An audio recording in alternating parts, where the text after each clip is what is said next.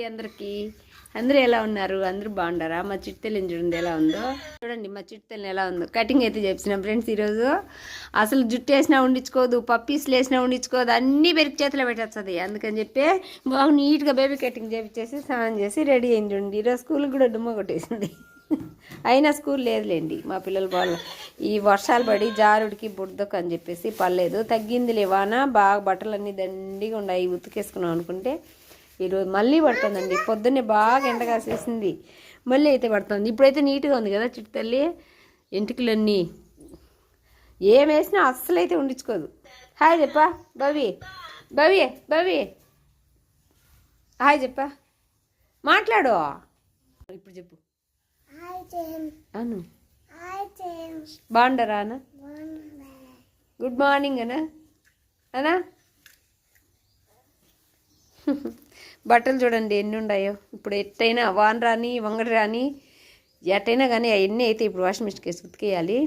ఇవన్నీ శనివారం రోజు ఉతికేసినానండి. శనివారం నుంచి ఇప్పటికీ ఈ గుడ్డలు అయితే ఆరలేదు. ఇవే కాదు ఇంకా ఆ సందులో కూడా ఉన్నాయి. ఇంకా ఇవన్నీ తీసి ఇంట్లో ఫ్యాన్ కింద వేసేసి ఇవన్నీ ఉతికి మళ్ళీ ఇవి తాళ్ళకైతే భర్తీ చేయాలన్నమాట. ఇప్పుడైతే చేసేది నేను ఫస్ట్ గుడ్డలు అయితే వాషింగ్ మిషన్కి వేసేసి, అందుకని పొద్దున్నే పూజ కూడా చేసుకోలేకపోయినాను. శుక్రవారం అయితే మాసిన గుడ్డలన్నీ పెట్టుకొని ఇల్లు తుడుచుకోకుండా నేనైతే చేసుకోలేను. నిన్నంతా వర్షం ఏం చేసుకునేదానికే లేదు. అందుకే పొద్దున్నే బాబు అయితే మామూలుగా యథావిధిగా దీపం పెట్టిపోయినాడు. ఇప్పుడు అన్ని బట్టలు ఉతికేసి ఇల్లంతా తుడుచుకొని సాయంకాలం అన్న పూజ చేసుకోవాలి. చేసుకుని ఉంటే మీకు ఈ పాటికి ఈడే వచ్చేసింది కదా. నేను సాయంకాలం అన్న పూజ అయితే ఖచ్చితంగా అయితే శుక్రవారం పొద్దున్నే చేసుకోలేకపోయినా సాయంకాలం అయినా చేసుకుంటాను.